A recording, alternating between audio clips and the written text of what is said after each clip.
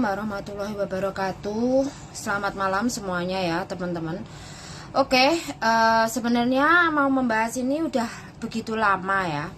Sebenarnya saya sudah mendapatkan info ini agak lama, tetapi saya memang belum mau membahas. Karena kalau saya membahas meluruskan sesuatu, nanti jatuhnya itu teman-teman berpikirnya berbeda ya. Oke, di sini kenapa judulnya konselor asli vs karbitan. Nah, tadi di status saya yang baru saja saya update ya. Bagi teman-teman yang baru, di sini tidak hanya konselornya, saya tidak melulu pada konselornya, tetapi termasuk anak-anak yang baru, PMI-nya ya. Jadi nggak hanya melulu pada konselor. Kalau konselor itu sebenarnya bukan siapa-siapa. Kenapa saya selalu menyatakan konselor bukan siapa-siapa? Jangan pernah ngomong kemana-mana pernah membantu banyak kasus, pernah membantu si A, si B, si C. Itu adalah berbahaya ya. Jadi kalau sudah ada orang yang ngomong aku sing bantu kasus kae, aku sing bantu kasus kae, bullshit ya. Pemenangan kasus itu sebenarnya dari siapa? Perjuangan teman-teman sendiri, bukan konselornya.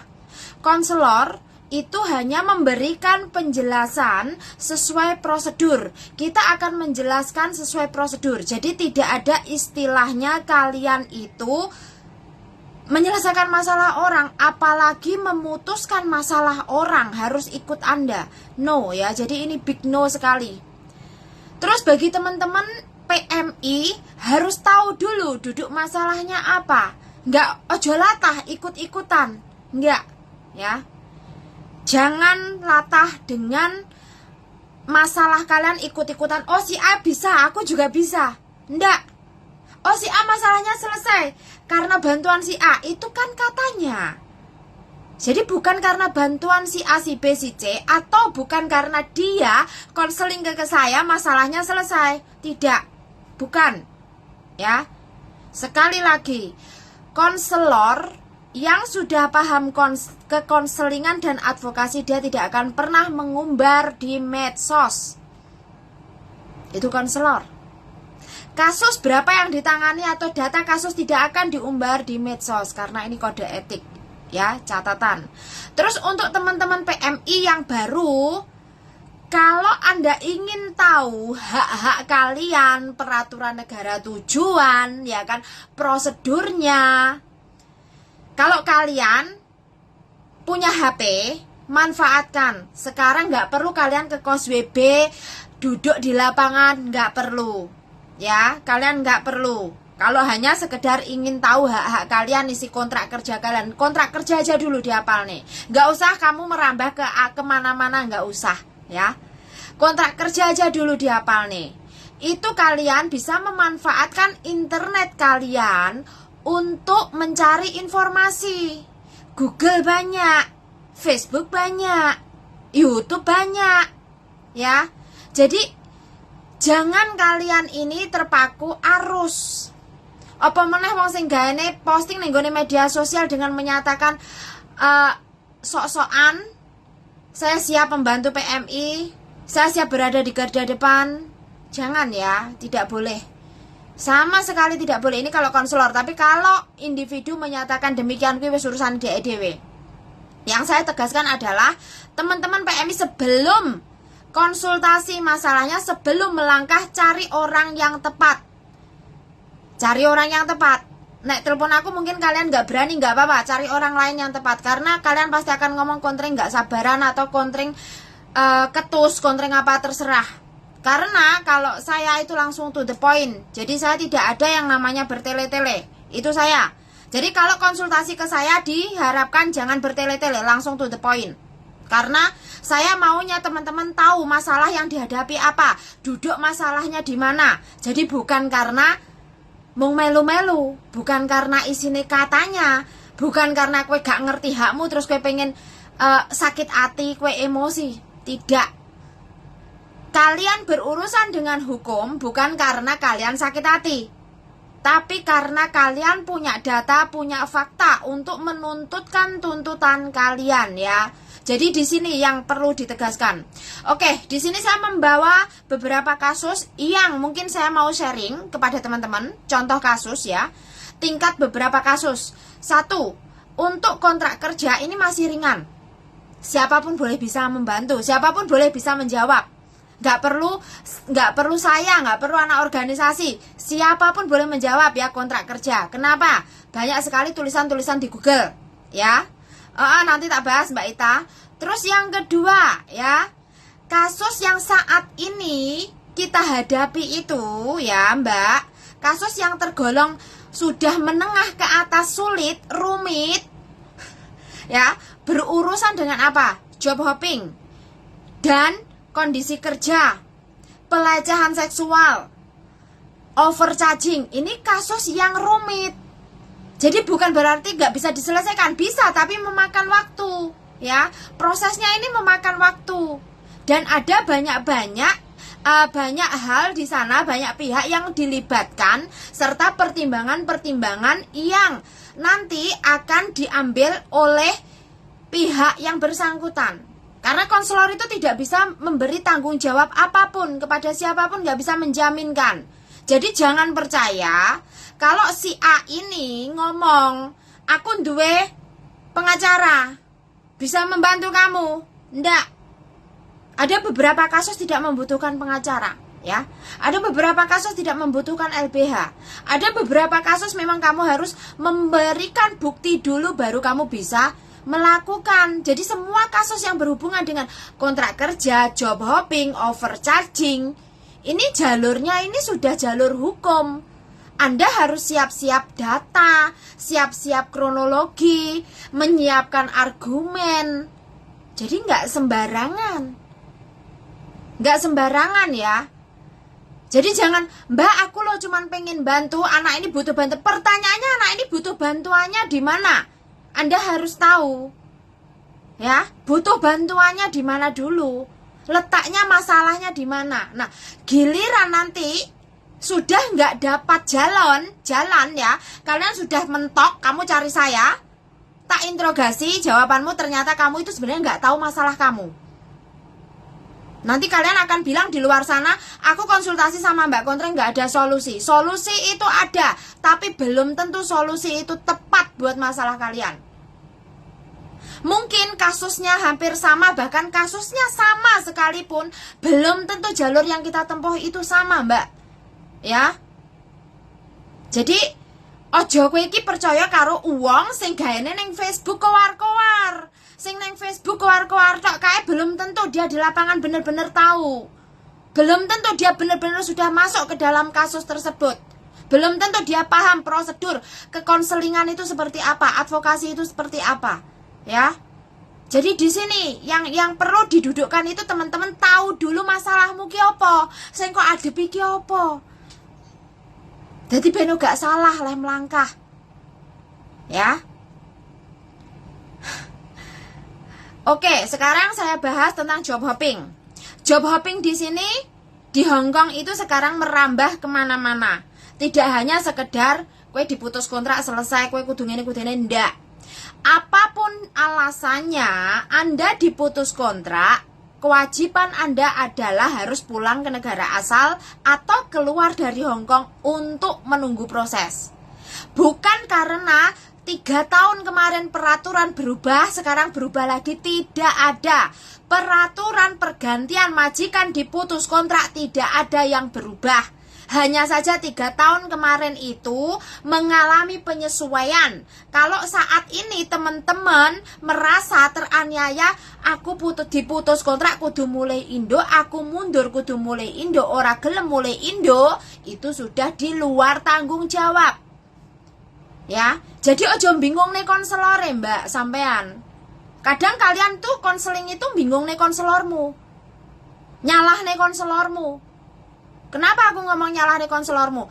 Ngomongnya gak betah kerja melok majikan, ganti majikan, pengennya ganti majikan tapi ra gelem mulih. Ini yang bermasalah kalian. Ini yang bermasalah kalian ya. Jadi harap digarisbawahi. Anda nggak betah di majikan itu, Anda mempunyai dua pilihan, mengundurkan diri langsung atau memberi notis. Tapi setelah kamu notis, kamu harus pulang ke Indonesia, menunggu proses, kui wajib. Oh, gak bisa diganggu gugat.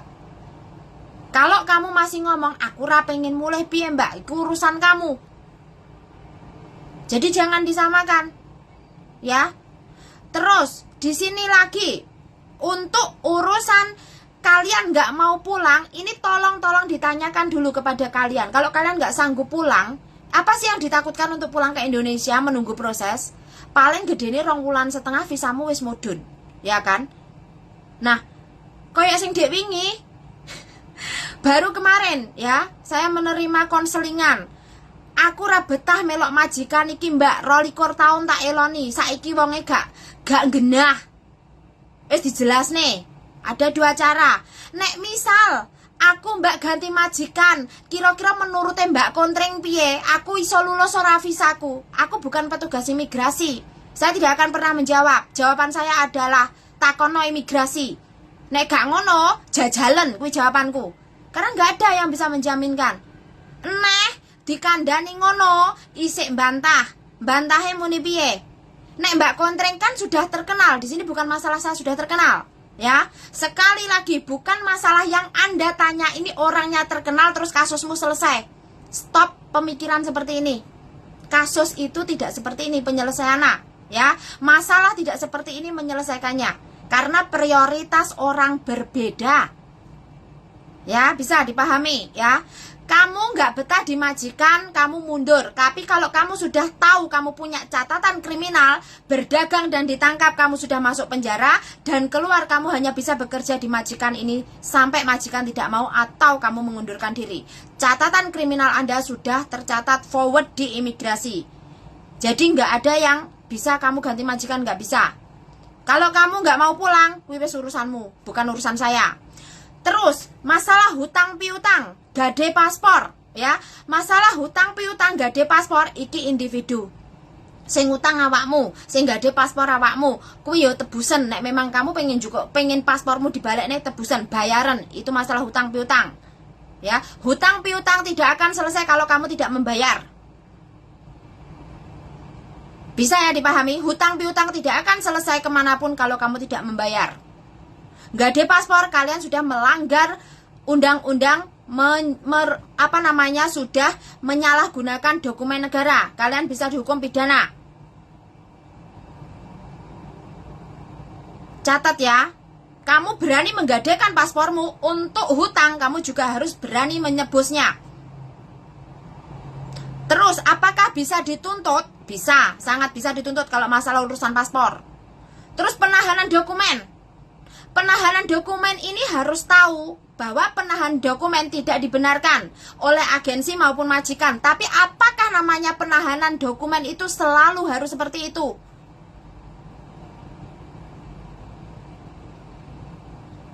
Aku nggak ngerti suaranya backgroundnya apa, nggak ngerti aku ini background apa suaranya ya.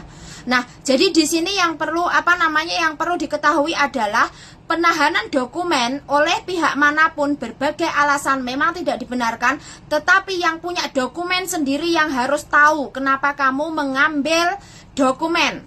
Jadi tidak bisa kamu ngomong, aku pernah, Mbak Kontreng bisa nggak ambilkan paspor saya, ikut ke agen saya, ambilkan paspor saya. Ini pernah kejadian, saya bilang, temu pirang perkara, aku kudu njaluk paspormu.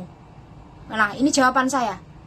Kalian boleh sakit hati aku ngomong ngono, karena paspor itu urusan pribadi Anda yang paling berhak untuk meminta, bukan siapapun, bukan organisasi, bukan anak organisasi, bukan pula konselor, bukan siapapun. Anda yang berurusan dengan dokumen Anda sendiri, Anda yang harus mengambil, karena yang berkebutuhan Anda. Catat, ini masalah penahanan dokumen, ya. Terus selanjutnya, langkah penahanan dokumen ini mengambilnya bagaimana? Pahami, kamu minta dokumen untuk apa? Yang kedua, kalau memang dokumen harus disimpan di agensi, minta hitam di atas putih bahwa mereka yang menyimpan. Kalau ada kejadian hilang, mereka harus bertanggung jawab. Karena sudah tahun 2015 sama tahun 2017 sudah ada agen yang menghilangkan paspor PMI. Mboh disalah ndi? Ya. Mboh ketelesut neng ndi? Tapi nggak mau mengakui. Yang disuruh mengakui kehilangan adalah, yang disuruh mengakui menghilangkan adalah PMI-nya sendiri. Nah, ini catatan. Terus kalau disimpan majikan bagaimana Mbak Kontreng? Nggak apa-apa, ya. Nggak apa-apa. Nggak apa-apa. Kalau disimpan majikan kalian pun nggak apa-apa. Cukup kalian catat bahwa paspor di majikan. Tanggal berapa kamu menyerahkan. Paspor itu kan tidak melulu harus kalian bawa kemana-mana toh, Rek. Paspor hanya kalian butuhkan di saat kalian pulang ke Indonesia, extend visa atau exit. Selebihnya nggak ada dan nggak perlu, ya. Ini masalah penahanan paspor. Terus untuk masalah job hopping ini kita memerlukan kronologi. Dan kronologi ini tidak bisa sendiri, tidak bisa individu. Kronologi ini membutuhkan backup NGO atau membutuhkan backup organisasi atau serikat buruh. Jadi nggak bisa sendiri. Ya, masalah job hopping nggak bisa, kronologinya nggak bisa. Tetapi untuk kalau Anda aplikasi ke imigrasi dan ternyata harus menjawab pertanyaan dalam 7 hari atau 14 hari, itu tulisan kamu sendiri. Yang menjawab PMI-nya sendiri. Sa iso-isone lehmu nulis, sa rupa-rupane bahasa Inggrismu, itu kamu sendiri yang menjawab. Ya, ini job hopping. Karena job hopping tidak hanya untuk urusan kamu sesimpel kemarin. Job hopping agak complicated, ya. Terus selanjutnya masalah overcharging. Overcharging ki piye sih Mbak Kontreng darane overcharging? Oke, katakan dulu beberapa tahun silam, kalau nggak salah Wahyu Nara itu berhasil tentang overchargingnya, dia mendapatkan uangnya kembali. Tapi perjuangan dia juga nggak sebentar prosesnya. Nah, prosesnya nggak sebentar, ya. Prosesnya panjang, banyak yang harus dilalui, banyak sekali pertimbangannya, ya. Untuk overcharging, bagi teman-teman yang baru, kamu bisa saat ini kalau kamu menyatakan overcharging itu yang bagaimana? Overcharging itu bukan karena Anda ditarik uang dolar dan Anda kruskan ke rupiah, kemudian rupiahnya di saat Anda melakukan perjanjian awal di PT dengan yang sekarang mau kamu bayarkan jumlahnya berbeda, itu bukan overcharging. Ya, karena hutang kamu itu dihitung di saat kamu sudah berada di Hong Kong. Disesuaikan dengan visa atau kedatangan kamu. Kuwi utangmu, leng hitung. Utang potonganmu. Ya. Bisa dipahami. Dan di sini kronologinya yang perlu dicatat adalah apa? Kalau kalian mempunyai bayar dewe, ngetokne dewe, bayarane, kuwi catatan minta kwitansi, Mbak. Jadi nggak ada istilahnya Anda sebelum masuk kerja, sebelum masuk PT itu, majikan sudah membiayai keseluruhan proses kamu. Tidak. Kalaupun ada, itu sudah ada persetujuan tersendiri, ada suratnya tersendiri, dan agensi akan menghubungi pihak PT yang memang benar-benar mempunyai sistem ini. Tetapi sejauh ini zero cost itu adalah kalian mengeluarkan uang sendiri. Dia di awal mau pasporan, dokumen, medikal di awal, itu semuanya kalian mengeluarkan uang sendiri. Terus kalau kalian tinggal di PT untuk trainingnya itu 5 juta. Trainingnya saja 5 juta. Yang kurang dari PJTKI apa? Biaya tiket itu dimasukkan untuk potongan. Ini yang nggak tepat. Biaya tiket sama biaya 10% ini nggak boleh sebenarnya masuk potongan. Ya, ini sudah masuk potongan. Ini nggak boleh sebenarnya ditarik lagi. Tapi kebanyakan anak baru adalah kamu ditarik atas biaya Hong Kong ID yang sebenarnya 10%. Biaya agensi. Dan itu sebenarnya tidak berlaku bagi yang sudah potongan. Tiket juga itu majikan yang menanggung. Nah, dari kasus yang tadi saya up, dia kronologinya bagaimana? 1, data paspornya nggak sama. Ya, data paspornya nggak sama. Terus dia itu mendapatkan surat tagihan dari pihak finance di Hong Kong dengan 2.000 lebih kali 5 kalau nggak salah. Nah, 2.000 lebih kali 5 kira-kira berapa jumlahnya? 12.000 ya. Hampir 13.000 atau 15.000. Potongan yang saat ini sebenarnya dari pemerintah itu kisaran 1.662 atau 1.667 kali 6. Itu potongan dari pemerintah resmi ya sebenarnya. potongan gaji, belum nanti kalau kalian menambah ada hutang, ada lagi kalau kalian menambah pesangon, itu masuk hitungan hutang juga. Jadi perlu dicatat, kita nggak tahu apa yang kalian lakukan atau perjanjian apa sebelumnya di saat kalian di PT. Nah, kalau di sini kasusnya tadi adalah dia wajib membayar biaya ke perusahaan atau ke PT itu 5 juta. Ini jelas biaya training ya 5 juta, ditambah biaya cas paspor 2 juta. 2 juta setengah. Terus biaya sponsornya 2 juta. Jadi total berapa juta? Hampir 10 juta ya. Nah, hampir 10 juta. Terus katanya majikan sudah membayar 16.000 ke agensi. Nah, 16.000 ini untuk rinciannya itu bukan urusan Anda dengan agensi. Bukan urusan Anda dengan majikan. Ini majikan dengan agensi. Jadi kalau Anda melaporkan Anda terkena overcharging, itu dibayar dulu. Karena urusan kamu itu udah dengan PT, bukan lagi dengan agensi. Urusan kamu dengan PT, bukan lagi dengan agensi. Dan ini melibatkan KJRI. Ini melibatkan KJRI, dan KJRI pun akan sama, akan meminta bukti-bukti dari perjanjian kalian, perjanjian hutang itu tadi, perjanjian potongan itu tadi, ya, akan diminta. Baru nanti KJRI menyambungkan Anda ke BP2MI. Memang begitu prosedurnya, ya. Kalau kalian hanya dimediasi, mediasi akhirnya disuruh membayar, ya karena memang itu bagian kamu yang suruh membayar. Bagian kamu yang suruh membayar. Kalau kamu mampu membuktikan bahwa biaya yang harus dihabiskan adalah 5 juta, terus ditambah yang 2 juta setengah, tambah 2 juta, itu ada rinciannya, yo bayaran kuwi tok. Nek kamu itu nggak ada rinciannya, mau Pak, kamu nggak bisa lari dari finance di Hong Kong. Karena finance di Hong Kong itu berbeda, urusanmu sudah berbeda lagi. Perjanjian hutangmu yang di PT itu akan ditransfer ke pihak ketiga finance di Hong Kong tanpa sepengetahuan kamu, ya. Itu sudah dari dulu. Ini trik ini sudah dari dulu.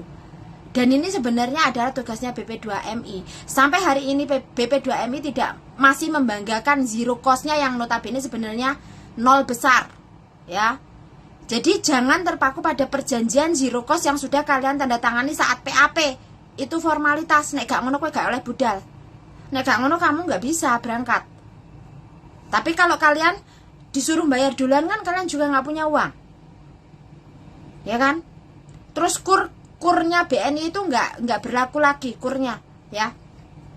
Jadi perlu dicatat, bagian CPMI ada sendiri yang perlu dibayar, diantaranya yaitu 1 biaya medikal, pasporan, biaya training, ditambah BPJS, itu tanggung jawabnya CPMI. Kalau majikan di Hong Kong itu sudah beda lagi. Majikan di Hong Kong tanggung jawabnya sudah jelas, sesuai dengan kontrak kerja nomor 7, nomor 8. Dan itu berurusan dengan agensi, karena agensi yang akan mencas majikan. Jadi bukan kalian, ya. Jadi bisa dipahami di sini ya teman-teman. Untuk menangani kasus overcharging ini rumit dan tidak ada yang menjaminkan uang kembali. Nggak ada. Nek kok kebetulan duitmu balik, kuwi bejomu. Terus satu lagi, kalaupun iya di dalam urusan overcharging ini kalian sanggup, kalian sudah mengkonsultasikan dengan majikan, perlu support majikan. Majikan kudu ngerti, karena urusannya dengan di Hong Kong, urusannya dengan debt collector Hong Kong. Sing diparani omahe majikanmu, karena hutangmu itu berdasarkan alamat kontrak kerja yang tertera, bukan alamatmu di Indonesia. Tetapi kalau nanti nggak kamu bayar, kamu pulang, urusanmu harus di Indonesia. Karena itu memang dualisme, perjanjiannya ada 2. Ya, jadi harap dipahami, sebelum kalian melangkah, mengambil keputusan, takono dhisik awakmu, sanggup nggak dengan konsekuensinya. Jadi nggak ada yang di sini jadi pahlawan, itu nggak ada Mbak. Karena kasus itu kalian sendiri yang akan menghadapi. Konselor tidak akan membongkar kasus di luar. Konselor tidak akan membongkar data orang di luar karena ini kode etik. Ya. Apa meneh sampai keluar-keluar ning jobo aku wis pernah bantu si A, si B, si C. Ndak boleh. Ya. Konselor itu bukan siapa-siapa. Konselor bukan pahlawan. Konselor itu tukang nyeneni, asline. Cuman karena kalau untuk dibawa organisasi mereka gak oleh nyeneni. Cuman aku sing iso nyeneni, ya. Nek konseling karo aku, kalian siap-siap untuk tak marahin kalau kalian loadingnya lambat. Ya. Kayak kemarin malam mbaknya juga sama yang nelpon aku. Sama, ya. Karena mereka mengira bahwa kalau aku telepon Mbak Kontreng, ngomongnya kari-karine, aku kan curhat Mbak. Kalau kamu curhat kamu gak butuh solusi. Kalau kamu telepon saya artinya kamu butuh solusi. Dan solusi sudah saya kasih. Kamu mau menjalankan atau tidak, kembali lagi ke kamu. Nah, ini kuncinya. Bukan kembali di saya, tapi kembali di kalian sendiri. Bisa ya dipahami teman-teman. Jadi stop dengan menggunakan kalian bahwa oh si AKI terkenal gak ini bantu PMI. No, gak ada. Ya, itu konselor karbitan kayak gitu. Konselor asli tidak akan pernah mengupdate kasus, data kasus orang. Yang diupdate adalah apa? Penyelesaiannya, langkah-langkahnya, prosedurnya. Itu pun secara garis besar. Jadi tidak bisa kita per individu disamaratakan, tidak bisa.